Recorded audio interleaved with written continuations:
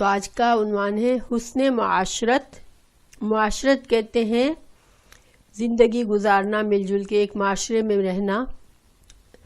تو معاشرے میں لوگوں کو مل جل کے لوگوں کے ساتھ رہنے کے لیے خوبصورت طریقہ تیسر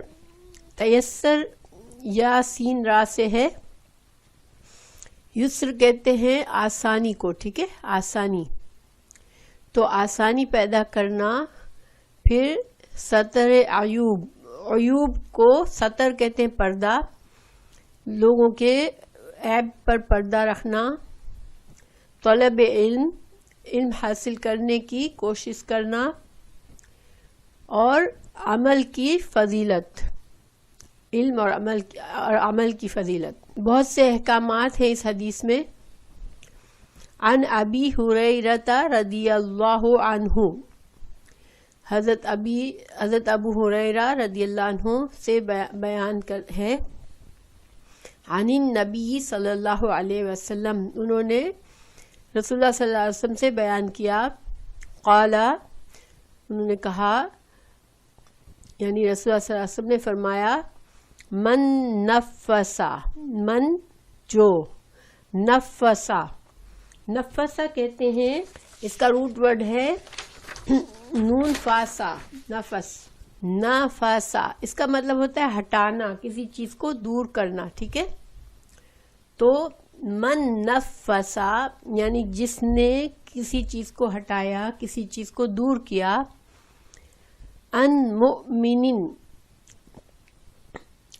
سے مؤمن کسی مومن سے.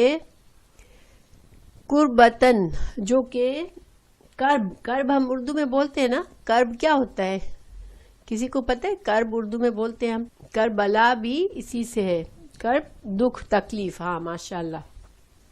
تو ایسی تکلیف جو دل کو غمگین کر دے اور پریشان کر دے، اس کو کرب کہتے ہیں. تو کربتن من کرب دنیا کی کوئی تکلیف. تو کیا مطلب ہوا؟ جو دور کرے کسی مومن سے کوئی تکلیف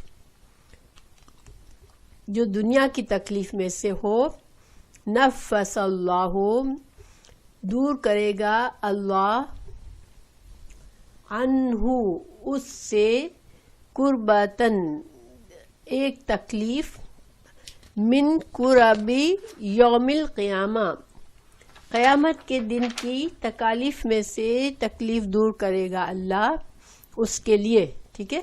یعنی دنیا میں اگر کوئی انسان دکھی ہے، تکلیف میں ہے، پریشانی میں ہے، چاہے وہ ذہنی پریشانی ہے، مالی پریشانی ہے، جو کہ انسان کو غمگین کر رہی ہے، فکر میں ڈالے ہوئے ہے. اب کوئی دوسرا انسان ایسی سچویشن میں ہے کہ اس کی مدد کر سکتا ہے، اس کی بات سن کے اس کو تسلی دیتا ہے، اس کی ہمت بندھاتا ہے، اس کو اچھا مشورہ دیتا ہے، تو اس انسان کے دل کو کسی طرح سے سکون دیتا ہے یا مالی مدد کر دیتا ہے. تو کوئی بھی ایسی مدد جس سے کسی دوسرے انسان کی تکلیف پریشانی دور ہوتی ہے، تو پھر اللہ تعالیٰ اس بندے کی اس نیکی کے بدلے میں قیامت کے دن کی تکلیف دور کرے گا. آپ کو پتہ ہے قیامت کا دن بہت تکلیفوں والا ہے. اس دن لوگوں کو قبروں سے اٹھایا جائے گا اور وہ ایک میدان ہوگا جس میں کہ سورج بہت نیچے ہوگا، بہت گرمی اور دھوپ ہوگی تیز، کوئی سایہ نہیں ہوگا. اور ویسے بھی انسان اپنے اپنے اعمال کے لحاظ سے اٹھائے جائیں گے، پریشان ہوں گے. کوئی بھی ایسا نہیں ہوگا جو اس دن گھبرایا ہوا نہیں ہوگا، پریشان نہیں ہوا ہوگا، اس لیے کہ وہ دن بڑا ہی تکلیف اور پریشانی اور انسان کے لیے اتنا ہوتا ہے نا کہ ایک کلامتی ہوتی ہے کہ جس میں انسان کا ہوش اڑ جاتا ہے. وہ دن ایسا ہوگا کہ انسان اپنوں کو دیکھے گا لیکن وہ اس سے بھی نظر پھیر لے گا. انسان، حضرت عائشہ نے ایک بار رسول اللہ صلی اللہ علیہ وسلم سے پوچھا، یا رسول اللہ صلی اللہ علیہ وسلم، قیامت کے دن کیا لوگوں کے پاس کپڑے ہوں گے، لوگوں کے بدن پر کپڑے ہوں گے؟ آپ صلی اللہ علیہ وسلم نے فرمایا نہیں، وہ ہر انسان بالکل جیسے پیدا ہوتا ہے اس طرح سے ہوگا. تو حضرت عائشہ کو بڑا عجیب لگا، بولے یا رسول اللہ پھر تو لوگ ایک دوسرے کو دیکھیں گے.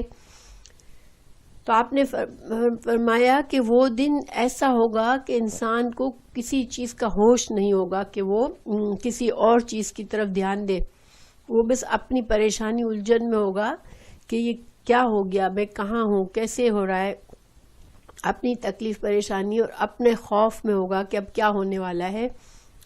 تو اس دن اللہ تعالیٰ اس بندے کے لیے آسانی کرے گا جس نے دنیا میں دوسروں کے لیے آسانی کی ہوگی. ٹھیک ہے.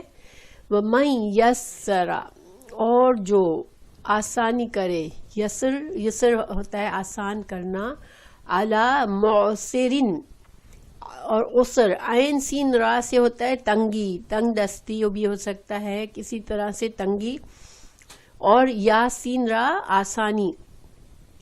تو جو آسانی کرے کسی کو کسی تنگ دست کے لیے، یسر اللہ، آسانی کرے گا اللہ، علیہ اس پر، فی دنیا میں اور آخرت میں، والآخرہ. اب دیکھیں یہاں پر جو ہے اس میں تو کوئی مسلمان نا مسلمان، انسان جانور کچھ بھی نہیں کہا گیا کہ کوئی کسی کا دکھ دور کرے گا، اس کا کوئی کسی کے لیے آسانی کرے گا تو اللہ اس کے لیے آسانی کر دے گا. اور ومن سترا، جو چھپائے گا. سترا جو ہوتا ہے نا، نماز کے لیے ہم سترا لیتے ہیں، وہ بھی اسی سے ہے سترا. تو ستر کسی پردہ کرنا، تو ستر کسی نے چھپایا، مسلمن کسی مسلمان کا کوئی عیب، سترہ اللہ، اللہ تعالیٰ اس کا پردہ رکھے گا، اس کے عیبوں کو چھپائے گا، فی دنیا میں بھی اور آخرت میں بھی. دیکھیں یہ بہت اہم بات ہے، اس لیے کہ عام طور پر یہ ہوتا ہے کہ کسی کی ہمیں کوئی بات پتہ چلتی ہے، کسی گھر میں کوئی برا کام ہو گیا، کچھ ہو گیا، ہمارے اندر ایک کھلبلی مچ جاتی ہے کہ ہم اس کو شیئر کریں. ہمارے منہ سے خود بخود الفاظ نکلنے لگتے ہیں جب ہم لوگوں میں بیٹھتے ہیں تو، کہ کسی طرح ہم لوگوں کو بتائیں کہ یہاں پر یہ ہو رہا ہے. لیکن اگر ہمیں یہ عیب کسی کا پتہ چلے اور ہم اپنے اوپر جبر کر کے اپنے آپ کو سمجھا کر اور اپنے آپ کو یہ یاد دلائیں کہ کوئی انسان بے عیب نہیں ہوتا، اگر میں کسی کے عیب پر پردہ رکھوں تو اللہ تعالیٰ میرے عیب پر پردہ رکھے گا، دنیا میں بھی اور آخرت میں بھی. ٹھیک ہے. تو انشاءاللہ یہ ہمارے لیے بہت بہتر ہے. پھر واللہ، اور اللہ تعالیٰ، فی عون العبد، اور اللہ تعالیٰ عون کہتے ہیں مدد، اس نستعین ہے نا، نستعین تو اسی سے ہے عون.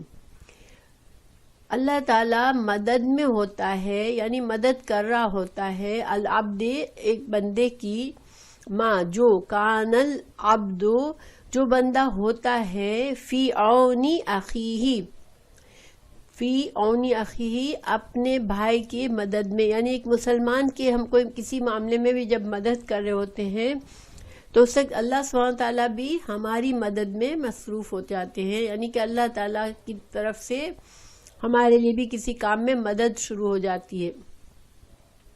وَمَن سَلَكَ، اور جو چلا، طریقاً کسی راستے پر، یلتمسو وہ ڈھونڈ رہا ہو، طلب کر رہا ہو، فیہ اس میں، علماً علم کو، سہلا آسان کرتا ہے، اللہ لہو اس کے لیے، بھی طریقاً الی الجنت جنت کا راستہ اللہ تعالیٰ اس کے لیے آسان کرتا ہوتا ہے. تو جو علم کی تلاش میں، علم حاصل کرنے کے لیے، علم کی طلب میں جو انسان کسی راستے پہ چلتا ہے تو اللہ اس کے لیے آسان کر دیتا ہے جنت کا راستہ. سبحان اللہ. اللہ تعالیٰ ہم سب علم کے سلسلے میں یہاں جمع ہوتے ہیں تو اللہ تعالیٰ ہمارے لیے جنت کا راستہ بھی آسان کر دے. آمین. وَمَجْتَمَعَ قَوْمٌ، اور جب کچھ لوگ جمع ہوتے ہیں، فی بیت کسی گھر میں، من بیوت اللہ اللہ کے گھروں میں سے، یتلونا، یتلو تلا، یتلو تلاوتن سے کیا مطلب ہوتا ہے؟ کسی کے پیچھے چلنا، کسی کا اتباع کرنا. تو جب ہم قرآن کے بارے میں تلا یتلو تلاوت بولتے ہیں تو اس کا مطلب ہوتا ہے قرآن کو اس طرح پڑھنا کہ اس کے الفاظ پر غور و فکر کرنا، اس کے احکامات کو سمجھنا اور اس پر عمل کرنا۔ تو جو کسی جب کوئی جمع ہوتے ہیں کسی گھر میں اور قرآن کو سمجھنے کی کوشش کرتے ہیں، قرآن کو اس طرح پڑھتے ہیں کہ اس کے معنی کو سمجھے، اس کے احکامات کو سمجھے۔ وما اجتمع قوم فی بیت من بیوت اللہ یتلون کتاب اللہ ویتدارسون۔ یتدارسو کا مطلب ہوتا ہے درس، ایک دوسرے کو درس دینا، یعنی کہ سیکھنا سکھانا قرآن کا۔ بینہم، آپس میں ایک دوسرے کو سکھا رہے ہوتے ہیں۔ تو کیا ہوتا ہے؟ نزلت، نازل ہوتی ہے، علیہم، ان لوگوں پر، سکینت نازل ہوتی ہے۔ اور سکینت کیا ہوتی ہے؟ وقار، اطمینان، سکون، دلوں کو سکون ملتا ہے، ہمارے اندر ایک وقار پیدا ہوتا ہے، ہمارے اندر ایک اطمینان پیدا ہوتا ہے، ٹھیک ہے؟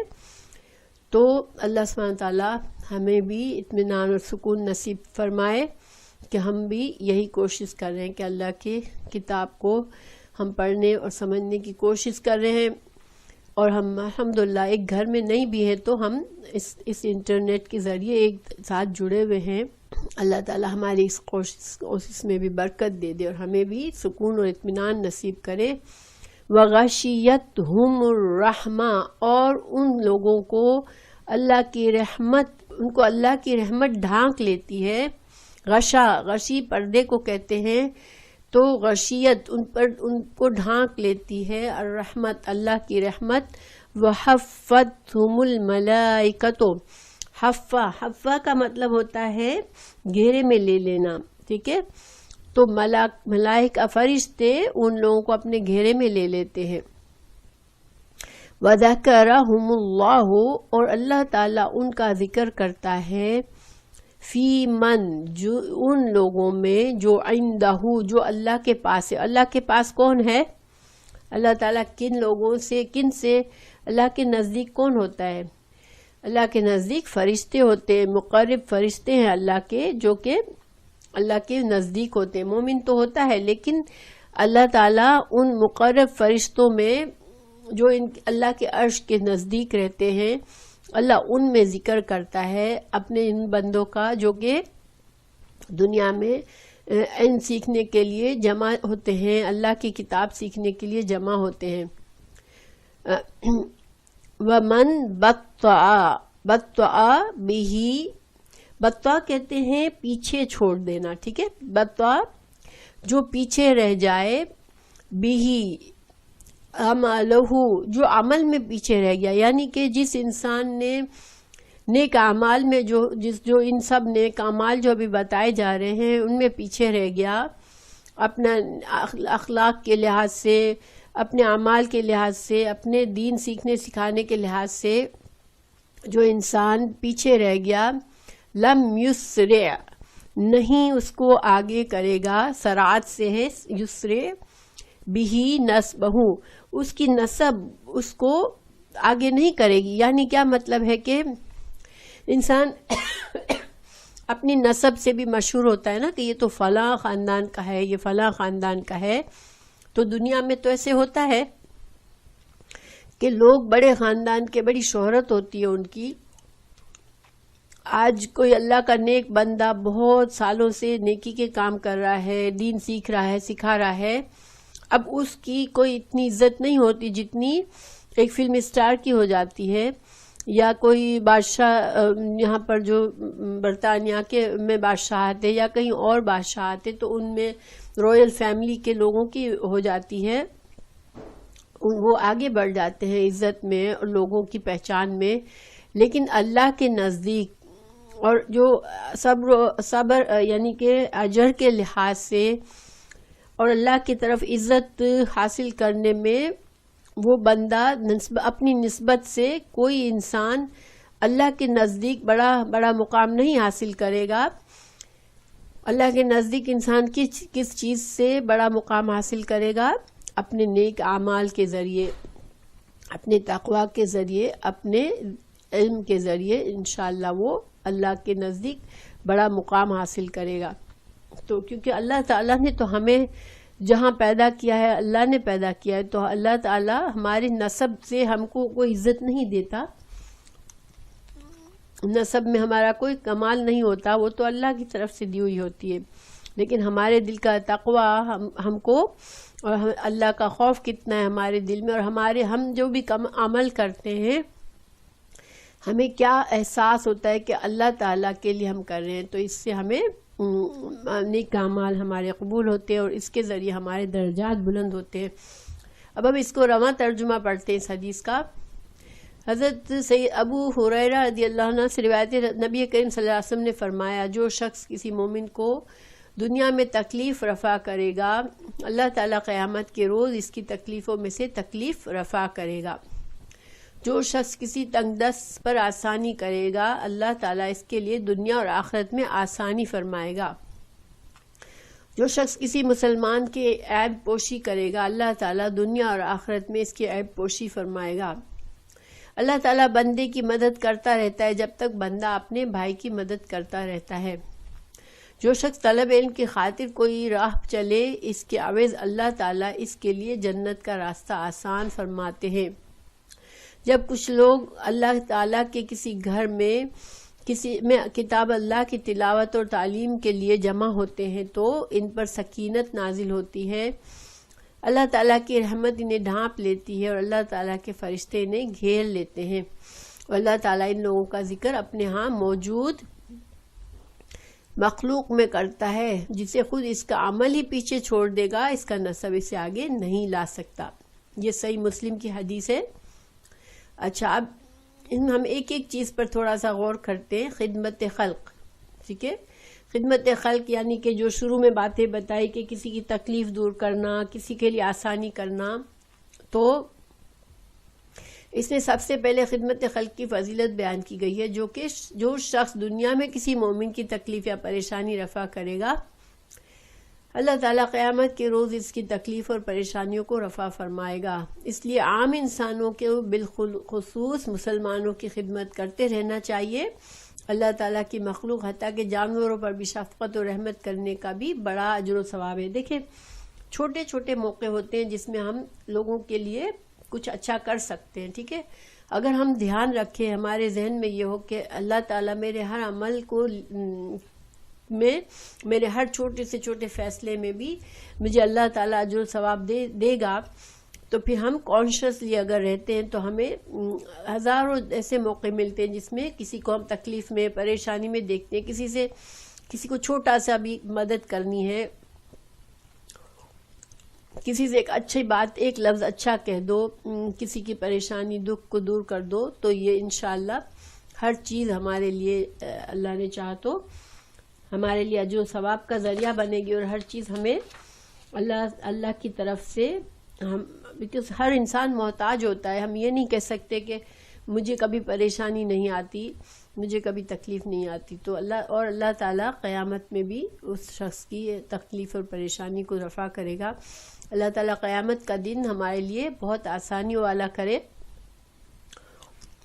اور ہمیں قرآن کو ہمارا ساتھی بنائے اس دن، اور قرآن کا شیڈ ہمیں نصیب کرے۔ آپ کو پتہ ہے سورہ بقرہ اور سورہ آل عمران اس دن شیڈ بن کے آئیں گی، تو اللہ تعالیٰ ہمیں یہ سارے توفیق دے کہ ہمارا وہ دن آسانی والا بن جائے انشاءاللہ۔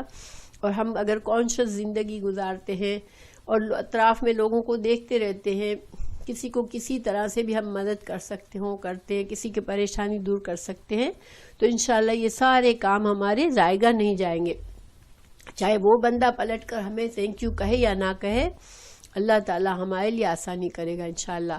پھر تنگ دستی میں آسانی کرنا، دیکھیے بعض اوقات ہم کسی کو قرض دیتے ہیں تو قرض دے کر اگر وہ شخص وقت پر نہیں دے سکتا تو ہمیں بڑا غصہ آتا ہے، ہمیں بڑی فیلنگ ہوتی ہے کہ اس نے وعدہ لے کے قرضہ لیا تھا، اب دے نہیں رہا ہے وقت پر۔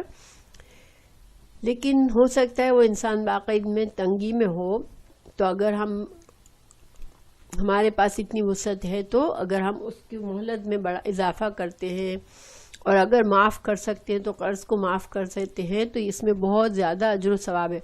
جب ہم کسی کو قرض دیتے ہیں تو ہر دن جو ہم اس کو مہلت دیتے ہیں ایکسٹرا، وہ مہلت ایسے ہی جیسے ہم نے نیا قرضہ دیا ہے اس کو، ٹھیک ہے، ہمیں اتنا ہی اجر و ثواب ملتا ہے. تو انشاءاللہ ضرورت مند کو قرض دینا یہ طریقہ ہمارے اسلام کا طریقہ ہے، اس لیے کہ اسلام میں سود تو منع ہے، بینکوں سے لون لینا منع ہے، تو ہم ایک دوسرے کو وقت ضرورت قرض دینا یہ اسلامی طریقہ ہے. اور اس میں ہمیں اچھے اخلاق سے رہنا چاہیے، کسی کو طنز نہیں کرنا چاہیے، نہ احسان جتانا چاہیے. اگر بہت تنگ دست ہے، ہمیں معلوم ہے کہ وہ انسان تنگ دست ہے، تو ہمیں اس کو مہلت دے سکتے ہیں، مہلت بھی دینی چاہیے. ہاں بہت سے لوگ فائدہ ضرور اٹھاتے ہیں کہ ان کی نیت ہی خراب ہوتی ہے کہ پہلے ہی سے اس نیت سے لیتے ہیں کہ قرضہ ادا نہیں کرنا ان کو، وہ دوسری بات ہے، وہ ان کا عمل ہے. اور ایسے لوگ بھی ہمیں اندازہ تو ہو جاتا ہے لیکن یہ ان کا عمل ہے. ہمیں اپنی اچھی عادت کو قائم رکھنا چاہیے، اگر ہم دے سکتے ہیں تو ہم کو دینا چاہیے. اللہ تعالیٰ نے رسول اللہ صلی اللہ علیہ وسلم نے اس پرسن کے لیے دعا فرمائی، آج صلی اللہ علیہ وسلم نے اس کے حق میں رحم کی دعا فرمائی ہے، جو شخص دوسروں سے خوش اسلوبی کے ساتھ معاملات رکھتے ہیں. تو اب ہم دوسروں سے اچھا کریں گے تو انشاءاللہ ہمیں رسول اللہ صلی اللہ علیہ وسلم کی اس دعا کا بھی فائدہ ہوگا. آپ نے فرمایا رحم اللہ رجلا سمحا اذا باع و اذا اشترى و اذا اقتدى. یہ بخاری کی حدیث ہے. اللہ تعالیٰ اس آدمی پر رحم کرے جو خرید و فروخت کرتے وقت خوش اسلوبی سے اختیار کرے اور مطالبہ کرتے وقت بھی خوش اسلوبی سے مطالبہ کرے. یعنی کسی کو ہم نے کوئی قرضہ دیا ہے، اب قرضہ واپس لیتے وقت ہم بہت اچھے انداز میں اس سے قرضہ مانگے، اس سے بدتمیزی نہ کرے، اسے تانا نہ دیں، ٹھیک ہے. تو یہ اس سے ہم آپ صلی اللہ علیہ وسلم کی اس دعا کے ہمیں مستحق ہو جائیں گے کہ ہمیں بھی اس دعا کا فائدہ ہوگا. یہ حضرت حذیفہ کی روایت ہے کہ رسول اللہ صلی اللہ علیہ وسلم نے فرمایا اللہ تعالیٰ کے فرشتے تم سے پہلی امتوں کے ایک آدمی کی روح سے ملے، ٹھیک ہے. انہوں نے اس سے کہا کیا تو نے دنیا میں کوئی اچھا کام کیا؟ یعنی جس وقت وہ شخص مر رہا تھا اس وقت فرشتوں نے اس سے پوچھا کہ کیا تو نے کوئی دنیا میں اچھا کام کیا تھا؟ اس نے کہا نہیں. فرشتوں نے کہا یاد کر. تو اس نے کہا میں لوگوں کو قرض دیا کرتا تھا اور اپنے کارندوں کو کہا کرتا تھا کہ جو شخص تنگ دست ہو اس سے رعایت کیا کریں اور جو دے سکتا ہے اس سے خوش اسلوبی سے مطالبہ کریں. تو اللہ تعالیٰ نے فرمایا یہ میرے بندوں کو رعایت دیا کرتا تھا، میں اس سے رعایت کرنے کا زیادہ حقدار ہوں، لہٰذا تم بھی اس کے ساتھ رعایت کرو. یہ بخاری کی حدیث ہے. یعنی بہت نیک آدمی نہیں تھا کہ بہت سارے نیک اعمال اس نے نہیں کیے تھے، مگر ایک یہ اچھی عادت تھی اس میں کہ لوگوں کو قرض دیتا تھا، اچھی طرح سے دیتا تھا اور ان کو مہلت بھی دیتا تھا اور ان کو کوئی طنز طعنہ نہیں کرتا تھا، اچھے انداز سے ان سے معاملہ کرتا تھا. تو اللہ تعالیٰ نے اس ایک عمل کی وجہ سے اس کے ساتھ آسانی کر دی. سبحان اللہ. پھر ابو ہریرہ رضی اللہ کی روایت ہے، رسول اللہ صلی اللہ علیہ وسلم نے فرمایا من انظر معسرا او ودع له اذله اللہ یوم القیامت تحت ظل عرشہ یوم لا ظل الا ظلہ.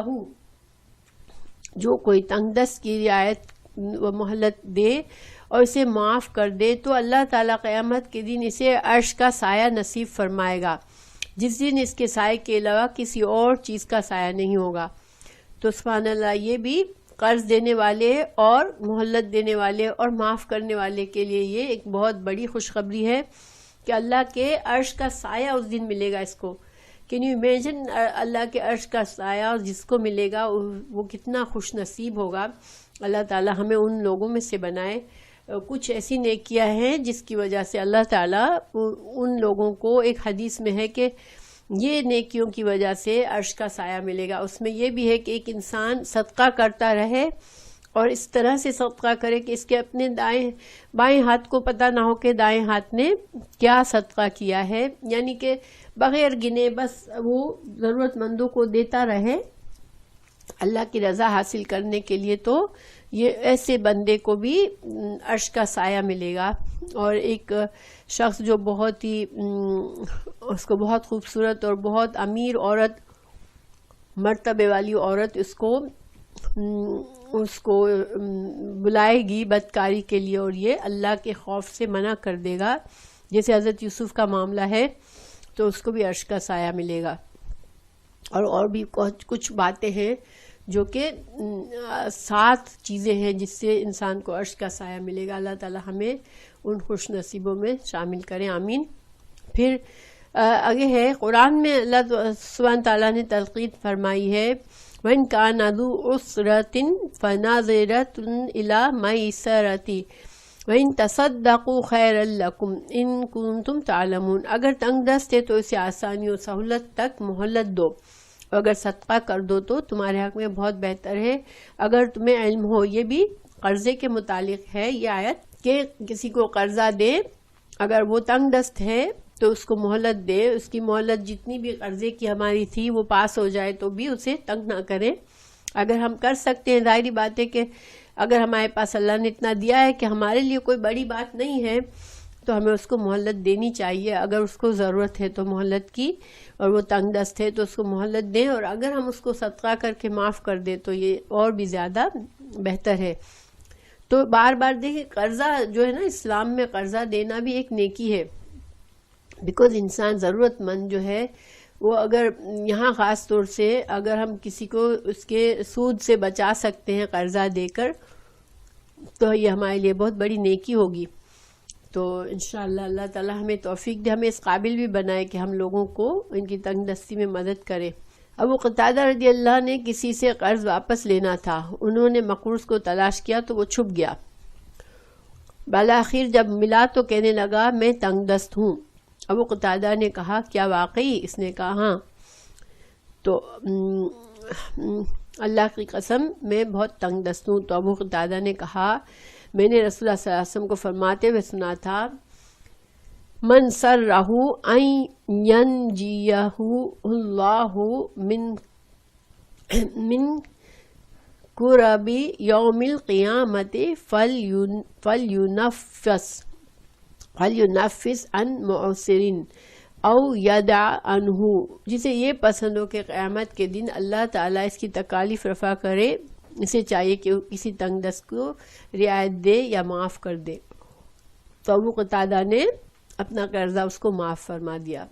پھر عیب پوشی، یہ بہت عام چیز ہے جس سے ہمیں انشاءاللہ اللہ تعالی ہماری مدد کرے، اس لیے کہ یہ چیز ہمیں اس میں بہت کنٹرول کرنے کی ضرورت ہے کہ ہمیں کسی کی بری بات پتہ چل جاتی ہے، کسی کی برائی پتہ چل جاتی ہے تو ہمیں اپنے اندر رکھنا بہت مشکل لگتا ہے. تو اگر ایک مسلمان اگر کسی دوسرے مسلمان کے عیب کا پتہ چل جائے اور اس کی تشہیر کرنے کے بجائے اس پر پردہ ڈالنا، اسے چھپانا چاہیے، یہ بھی مسلمان کے ساتھ خیر خواہی اور بھلائی ہے. ابن عباس سے روایت ہے کہ نبی کریم صلی اللہ علیہ وسلم نے فرمایا من ستر عورت اخیہ المسلم ستر اللہ عورتہ یوم القیامت من کشف عورت اخیہ المسلم کشف اللہ عورتہ حتی یفضحہ بہا فی بیتہ. جو شخص اپنے مسلمان بھائی کے عیب چھپائے گا اللہ تعالیٰ قیامت کے دن اس کے عیب چھپائے گا، اور جو اپنے مسلمان بھائی کے عیب ظاہر کرے گا تو اللہ تعالیٰ اس کے عیب ظاہر کرے گا یہاں تک کہ اسے گھر ہی میں رسوا کر دے گا. نعوذ باللہ من ذالک. یعنی کہ کوئی انسان یہ نہیں کہہ سکتا کہ میرے اندر کوئی ایسی خرابی نہیں ہے جو مجھے بدنام کر سکتی ہو. تو اگر ہم دوسروں کے پردہ کریں گے تو اللہ تعالیٰ ہمارا پردہ بھی رکھیں گے، اور ہمیں بھی عیبوں سے، ہمارے عیبوں کو بھی اللہ تعالیٰ معاف بھی فرمائیں گے اور اللہ تعالیٰ پردہ بھی رکھیں گے.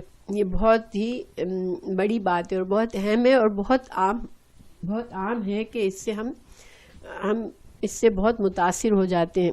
تو اللہ تعالیٰ ہماری مدد فرمائے. پھر بھائی کی مدد. حضرت صلی اللہ علیہ وسلم نے اس کے بعد فرمایا کہ ایک مسلمان کو دوسرے مسلمان کی مدد کرنی چاہیے. جب تک وہ اپنے مسلمان بھائی کی مدد کرتا رہتا ہے تو اللہ تعالیٰ اس بندے کی مدد کرتا رہتا ہے. حضرت انس رضی اللہ عنہ سے روایت ہے کہ رسول اللہ صلی اللہ علیہ وسلم نے فرمایا انصر اخاک ظالما او مظلوما فقال رجل یا رسول اللہ انصره اذا كان مظلوما فكيف انصره ظالما قال تمنعه من الظلم فذلك نصرك اياه. رسول اللہ صلی اللہ علیہ وسلم نے فرمایا تم اپنے بھائی کی مدد کرو وہ ظالم ہو یا مظلوم ہو. اب ایک شخص نے کہا یا رسول اللہ وہ مظلوم ہو تو اس کی مدد کروں یہ تو ٹھیک ہے سمجھ میں آتا ہے مگر ظالم کی مدد میں کیسے کروں؟ آپ نے فرمایا تم اسے ظلم سے باز رکھو تمہاری طرف سے یہی اس کی مدد ہے. کوئی ایک مسلمان ہو کر ظلم کسی پر کر رہا ہے تو اگرچہ ہمارے لیے مشکل ہوتا ہے ایسے وقت میں مگر اس ظالم کو بتانا اس کو اس کے ظلم سے روکنا بھی یہ بھی ایک مسلمان کی مدد ہے. ٹھیک ہے کیونکہ جب مسلمان دوسرے مسلمان پر ظلم کر رہا ہوتا ہے کسی پر ظلم کر رہا ہوتا ہے تو اپنے نفس پر بھی ظلم کر رہا ہوتا ہے تو ایسے میں اس کو ظلم سے باز رکھنا یہ بھی نیکی ہے اور ایک مظلوم کی مدد کرنا تو ظاہری طور پر نیکی ہے. ظاہری بات ہے کہ آج یہ معاملہ ہو گیا ہے کہ لوگ کہتے ہیں مائنڈ یور بزنس. انسان اپنے سے بولتا ہے بھائی ہم کسی کے معاملے میں نہیں پڑتے لیکن ہمیں اچھا طریقے سے حکمت کے ساتھ اگر ہم یہ کام کریں تو یہ انشاءاللہ یہ ہمارے حق میں بہت بہتر ہے ہمیں اللہ کی مدد حاصل ہوگی اس سے. پھر فضیلت طلب علم کی فضیلت. اس حدیث میں حضرت صلی اللہ علیہ وسلم نے حصول علم کی فضیلت بھی بیان فرمائی ہے. اسلام سے قبل عرب معاشرے پر جہالت کی تاریکی چھائی ہوئی تھی. وہ لوگ تعلیم و تعلم سے یکسر بیگانہ تھے. آفتاب اسلام طلوع ہوا تو اس کے اولین شعاعوں سے بے علمی کی ظلمت کا سینہ چھید ڈالا. حضرت صلی اللہ علیہ وسلم پر سب سے پہلی وحی کے الفاظ یہ تھے اقرأ بسم ربک الذی خلق. پڑھے آپ رب کے نام سے جس نے پیدا کیا. یہ ہمیں علم کی فضیلت بتاتا ہے کہ پہلا لفظ پہلی وحی کیا آئی تھی پڑھنے ہی کے بارے میں آئی تھی کہ انسان کو پڑھنا چاہیے.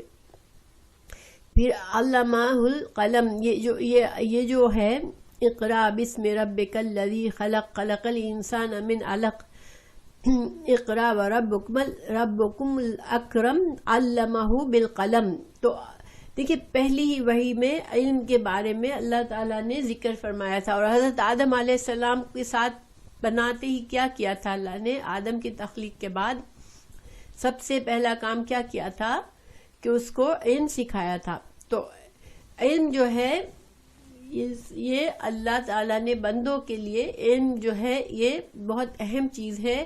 دنیا کا علم بھی حاصل کرنا چاہیے اور دین کا بھی علم حاصل کرنا چاہیے. جب طلوع اسلام کا وقت مکہ میں کل 17 آدمی لکھنا پڑھنا جانتے تھے. ٹھیک ہے صرف 17. لیکن اسلام کی بدولت تعلیم کا رواج اس قدر تیزی سے ہوا کہ تھوڑے ہی عرصے میں صحرا نشین بدو علم کے کاروانوں کی راہبری کرتے نظر آئے. یہ علم ہی کی اہمیت ہے کہ اللہ تعالیٰ نے موسیٰ علیہ السلام کو تحصیل علم کی خاطر حضرت خضر کے پاس جانے کا حکم دیا تھا.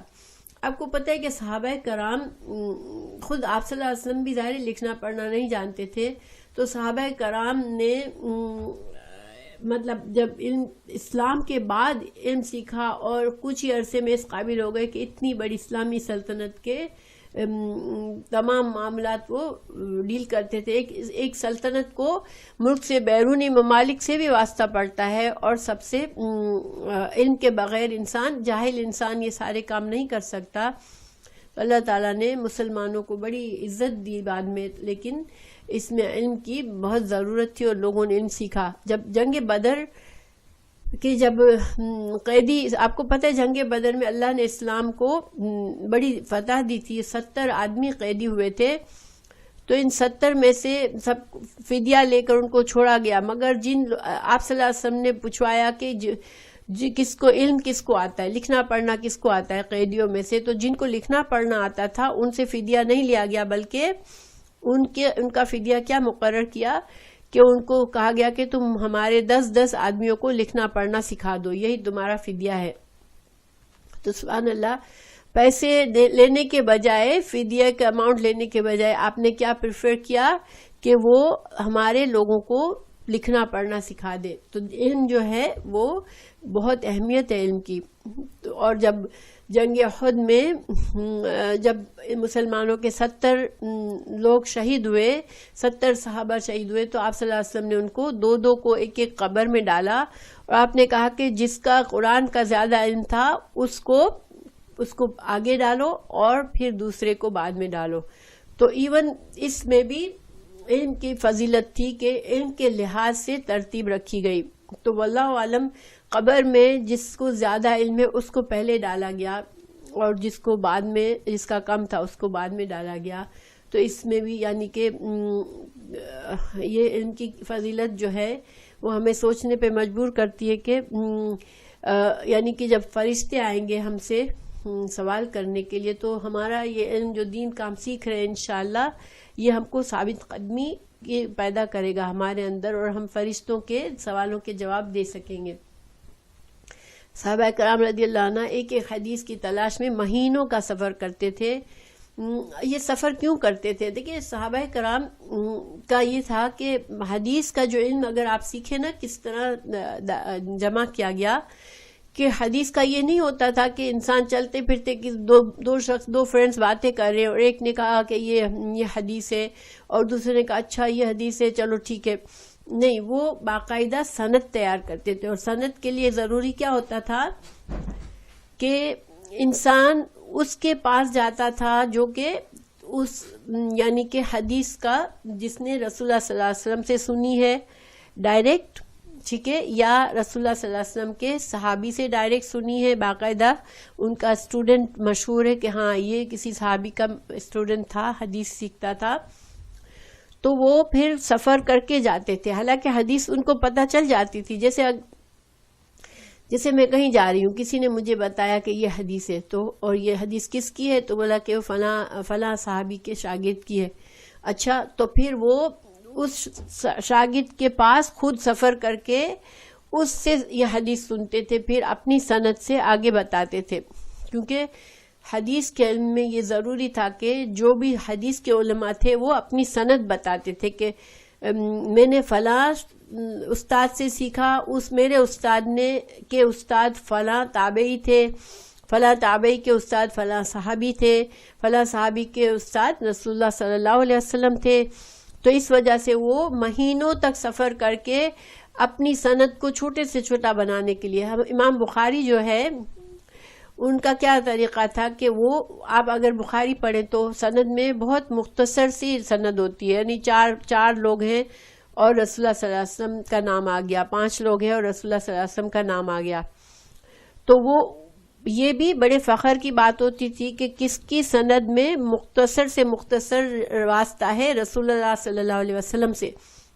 تو پھر اگر جیسے وہ امام بخاری نے ایک حدیث کسی سے سنی، اب اس میں 6 واسطے ہیں، اب انہوں نے سفر کر کے جو چوتھا ٹیچر تھا اگر وہ زندہ ہے، ان کو پتا ہے وہ زندہ ہے فلاں جگہ پہ ہے، تو اب وہ وہاں جا کے اس سے سن کے پھر اپنی سند کو اس سے بتاتے تھے، اس استاد سے جس سے رسول اللہ صلی اللہ علیہ وسلم سے کم واسطہ ہوتا تھا، اور جو استاد زیادہ مشہور تھا کہ یہ جو ہے حدیث کی بہت حفاظت کرنے والا ہے.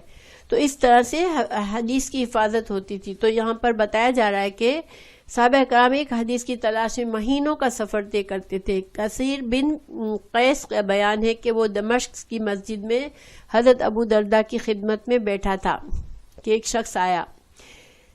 اس نے کہا، اے ابو دردہ، میں مدینہ الرسول سے آپ کی خدمت میں حاضر ہوا ہوں. مجھے پتہ چلا ہے کہ آپ رسول اللہ صلی اللہ علیہ وسلم سے ایک حدیث روایت کرتے ہیں، آپ مجھے وہ حدیث بیان کر دیں، اس لیے اس کے علاوہ یہاں آنے کا میرا کوئی مقصد نہیں ہے. اب دیکھیں، یہ شخص جو ہے وہ مدینہ میں رہتا تھا، ٹھیک ہے، مدینہ میں اس کو پتا چلا کہ یہ حدیث فلاں حدیث جو ہے یہ فلاں صحابی ہے جو بیان کرتے ہیں. اب وہ صحابی کہاں رہتے تھے؟ وہ صحابی دمشق میں رہتے تھے، ٹھیک ہے. تو یہاں سے مدینہ سے چل کر وہ دمشق میں گئے صرف صحابی سے وہ حدیث سننے کے لیے. حالانکہ ان کو حدیث تو پتہ چل گئی تھی، لیکن وہ اپنی چین، اپنی سند کو مضبوط بنانے کے لیے خود گئے صحابی کے پاس اور ان سے حدیث سنی. اور ان کا اس سفر کا کوئی مقصد نہیں تھا، یعنی 1 مہینے کا سفر انہوں نے طے کیا ایک حدیث سننے کے لیے۔ تو حضرت ابو درداء نے فرمایا میں نے رسول اللہ صلی اللہ علیہ وسلم سے سنا، آپ فرماتے تھے جو شخص طلب علم کی خاطر سفر طے کرے اس کے بدلے میں اللہ تعالیٰ اسے جنت کے راستے پر چلائے گا اور فرشتے طالب علم کے احترام میں اپنے پروں کو جھکا دیں گے۔ عالم کے لیے زمین و آسمان کی تمام مخلوق یہاں تک کہ پانی میں رہنے والی مچھلیاں بھی مغفرت کی دعا کرتی ہیں، اور ایک عالم کو عابد پر، عابد وہ ہوتا ہے جو کہ دن رات عبادت کرتا رہتا ہے، یہاں تک کہ اس کا لقب عابد بن جاتا ہے، یعنی عبادت گزار۔ تو عابد پر اتنی فضیلت حاصل ہے جیسے 14ویں رات کے چاند کو باقی ستاروں پر۔ دیکھیں جب ستاروں کو 14ویں رات کے چاند میں اگر ہم دیکھتے ہیں تو اس کی چمک اتنی بڑی ہوتی ہے، اتنی خوبصورتی ہوتی ہے کہ ستارے ان کے مقابلے میں چھوٹے چھوٹے دور دور نظر آتے ہیں۔ تو ایک ستارے اور چاند کا جو فرق ہے، اتنا فرق جو ہے یہ ایک عالم اور ایک عابد میں ہوتا ہے، کہ عابد جو دن رات چپ چاپ بس عبادت کرتا ہے، نہ کسی کو علم سکھاتا ہے نہ سیکھتا ہے، بس وہ اپنا پڑھتا رہتا ہے، وہ بھی ظاہر نیک کام کر رہا ہے، لیکن اگر ایک عالم ہے تو اس کو یہ حیثیت حاصل ہے کہ وہ 14ویں کے چاند کو جیسے حاصل ہوتی ہے۔ تو بے شک علماء ہی انبیاء کے وارث ہیں، چونکہ انبیاء کا کوئی ورثہ نہیں ہوتا۔ انبیاء سے جو علم حاصل کرتے ہیں لوگ تو وہی علم جو ہے وہ انبیاء کا ورثہ ہے۔ تو سبحان اللہ، اگر ہم حدیث سیکھتے ہیں تو ہم آپ صلی اللہ علیہ وسلم کے ورثے میں سے ہمیں کچھ مل رہا ہے۔ سبحان اللہ، یہ ورثہ ہوتا ہے انبیاء کا، ٹھیک ہے، علم جو ہم حاصل کرتے ہیں تو یہ ہمیں آپ صلی اللہ علیہ وسلم کا ورثہ مل رہا ہے۔ سبحان اللہ، اللہ تعالیٰ ہمیں اس ورثے کی حفاظت کرنے کی توفیق دے اور اس ورثے کو آگے بڑھانے کی توفیق دے، آمین۔ وہ درہم و دینار چھوڑ کر نہیں جاتے بلکہ علم چھوڑ کر جاتے ہیں، جس سے یہ حاصل کر لیا اس نے عظیم حصہ مل گیا۔ یہ ابو داؤد کی حدیث ہے۔ اسلام میں یہ کیوں ضروری ہے کہ عبادت جو ہے صرف وہی عبادت سمجھی جائے گی جس کو قرآن اور حدیث میں بتا دیا گیا۔ عبادت میں جیسے ہمیں نماز ہم پڑھتے ہیں، ہم 4 سے 5 رکعت نہیں کر سکتے کہ ہمیں زیادہ اجر مل جائے گا، کیونکہ ہمیں 4 ہی بتائی گئی ہے، ٹھیک ہے نا۔ صرف اعمال ہی کے ذریعے نجات نہیں ہونی ہے، ٹھیک ہے۔ نبی کریم صلی اللہ علیہ وسلم نے اس حدیث میں آخری بات یہ بیان فرمائی کہ جو شخص اعمال صالح انجام دینے میں غفلت سے کام لے گا، اس کا حسب اور نسب اس کے کام نہ آ سکے گا۔ اسلام نے نجات کا انحصار رنگ و نسل یا حسب و نسب پر نہیں بلکہ ایمان اور اعمال صالح پر ہے۔ کسی نبی، ولی یا بزرگ کی اولاد یا دیگر رشتہ دار محض اس رشتہ داری کے سبب نہیں بخشے جائیں گے۔ تو گویا کہ انسان اگر کسی نبی کی بھی اولاد ہے تو بھی اس کو اس کا عمل، خود اپنا عمل چاہیے ہوگا، کیونکہ نوح کے بیٹے کی مثال ہے قرآن میں کہ نوح کا بیٹا غرق کر دیا گیا، اور اللہ تعالیٰ نے فرمایا جب نوح پریشان ہو گئے، دعا مانگی اللہ سے، تو اللہ نے کیا کہا کہ یہ جو ہے، اللہ تعالیٰ نے فرمایا کہ یہ بد عمل ہے، یہ اس کا آپ سے کوئی تعلق نہیں ہے، ٹھیک ہے۔ تو انسان کے رشتے اور نسب بھی سب چھوٹ جاتے ہیں قیامت کے دن، اگر ایک کا عمل ہے دوسرے کا نہیں ہے، ایک نیک ہے ایک مومن ہے دوسرا کافر ہے، تو ان کا نسب بھی ختم ہو جاتا ہے۔ حضرت ابراہیم علیہ السلام کے والد کا بھی یہی ہے کہ حضرت ابراہیم کا اتنا مرتبہ ہے، لیکن ان کے والد جو ہے وہ جہنم میں جائے گا، اس کا والد، کیونکہ وہ اللہ کا نافرمان بندہ تھا۔ پھر لوط اور نوح کی بیویاں بھی جہنم میں جائیں گی۔ یہ سارے قرآن میں مثالیں ہیں جو ہمیں بتاتی ہے کہ صرف جو رشتہ آخرت میں قائم رہے گا وہ اسلام کی بنیاد پر رہے گا۔ اگر ہم اور ہماری اولادیں، ہمارے شوہر، ہمارے بھائی بہن، ہمارے والدین سب دین پر ہوں گے تو انشاءاللہ ہم سب ساتھ رہیں گے جنت میں۔ لیکن بس یہی ایک ذریعہ ہے آخرت میں رشتوں کو قائم رکھنے کا۔